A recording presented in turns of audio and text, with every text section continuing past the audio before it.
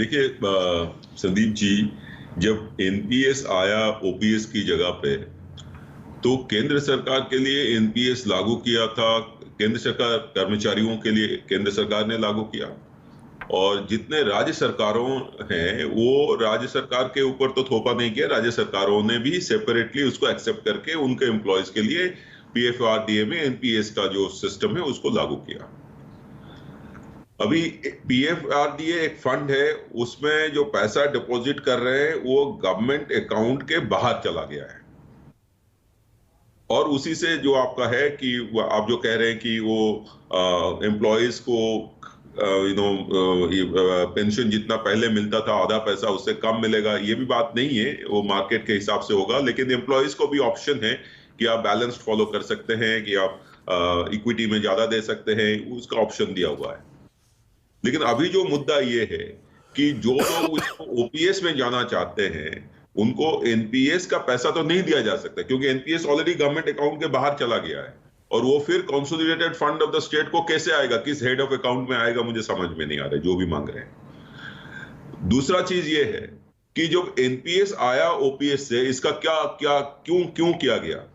1999 से ये बात चल रहा था कि जब पेंशन का अमाउंट हुआ कि पेंशन को देने के लिए सरकारों को कर्ज लेना पड़ रहा था। पेंशन का अमाउंट इतना बढ़ गया क्योंकि पेंशन इसमें खाली सरकारी कर्मचारी को नहीं मिलता है, उसका निधन के बाद फैमिली पेंशन भी मिलता है, और फैमिली पेंशन के बाद अनमैरिड डॉटर्स को भी मिलता था, वो पुराना स्कीम है। तो इसलिए उन लोगों ने शिफ्ट किया कि भाई ये सस्टेनेबल। मेरी जानकारी कुछ और है डॉक्टर अमर पटनायक, मेरी जानकारी यह है 1999 से जो इस प्रक्रिया की शुरुआत हुई, नई पेंशन स्कीम सरकारी कर्मचारी या पुरानी पेंशन स्कीम को खत्म करने के लिए नहीं ये प्रक्रिया शुरू हुई थी।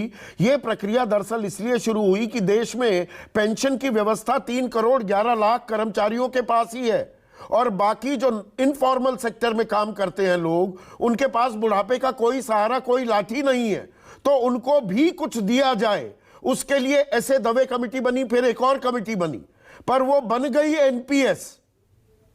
दो रीजन है। पहला रीजन था कि सरकारी कर्मचारी जो भारतवर्ष में 2% से भी कम है, उनको जो डिफाइंड बेनिफिट जो है पुराना स्कीम की इतना पैसा मिलेगा, जो भी हालत है राज्य का या देश का, लेकिन उतना ही पैसा मिलेगा, वो स्कीम में चल रहे थे। और बाकी सारे आप जो कह रहे थे जिनको कुछ नहीं मिला। प्रोजेक्ट ही ओएसएस था ना, इसका नाम ही ओएसएस प्रोजेक्ट से ये शुरू हुआ, old age social and income security.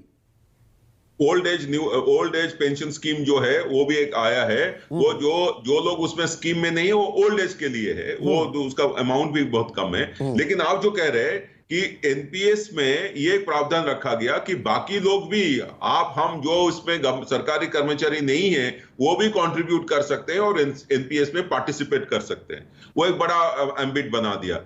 नहीं, ये तो देखिए, ये बात की खाल निकालने वाली बात होगी। अमर, मोटी बात सरकारी कर्मचारियों के पॉइंट ऑफ व्यू से, जो सरकारी कर्मचारी, और मेरे पिताजी भी एक सरकारी कर्मचारी थे, वो जो कार्यक्रम को देख रहे हैं, भाई आपने जैसे बिल्कुल सही कहा, केंद्र ने लागू किया, राज्यों पर कोई बाध्यता नहीं थी, राज्य भी आ गए इसके अंदर।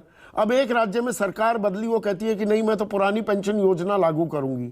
सरकारी कर्मचारी के मन में लड्डू फूटता है कि नहीं जी, मेरे को तो आधी तनख्वाह दे दो, जितनी मेरी मिलती थी उसकी आधी पेंशन के तौर पर दे दो, मैं उसमें जाना चाह रहा हूं, पर मेरा पैसा जहां वो अटका हुआ है वो वापस आ नहीं पा रहा है, तो मैं क्या करूंगा इस लड़ाई में। नहीं, ये तो राजनीतिक लड़ाई में सरकारी कर्मचारी बलि का बकरा बन गया। जो ओपीएस स्कीम में अभी जो नया ओपीएस स्कीम लागू होगा, सपोज किसी ने इसी में पार्टिसिपेट करेगा, उसका तो फ्रेश माना जाएगा।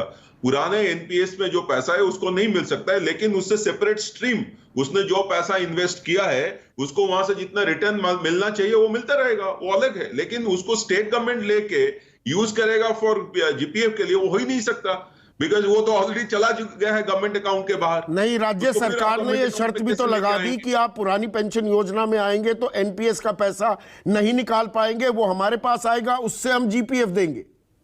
वो गलत है, बिकॉज एनपीएस का पैसा जो दिया हुआ है, उन्होंने एम्प्लॉय का अपना पैसा है, सरकार ने पैसा दिया हुआ है और उसने इन्वेस्टमेंट पैटर्न बता चुका है, उसमें जो स्ट्रीम आएगा वो उसको मिलता जाएगा। आप जैसे म्यूचुअल फंड में डालते हैं, आपको कोई मना करता है? कानून तो ये सरकार तो कहती है कानून बदलने में माहिर है। कानून स्टेट गवर्नमेंट कह रहा है कि हमारे पास पैसा आम आदमी की सहूलियत के लिए होता है या कानून की दुहाई देकर जी हम पैसा नहीं दे सकते? सरकारी कर्मचारी मैंने आपको बताया 2% है, वो आम आदमी नहीं है। लेकिन मैं ये कहना चाहता हूं कि ये भी सिचुएशन ना बने जहां पे डेट जीडीपी, राजस्थान में 62% है डेट जीडीपी रेशियो। आप देखिएगा 5 साल के बाद पेंशन, जो ओरिजिनल पेंशन देने के लिए भी पैसा नहीं होगा, तब क्या करेंगे? छत्तीसगढ़ में तो वो हाल नहीं है। छत्तीसगढ़ में वही है सब। डेट जीएसडीपी रेशो छत्तीसगढ़ की काफी ठीक है, अलग अलग राज्यों की अलग अलग स्थिति है।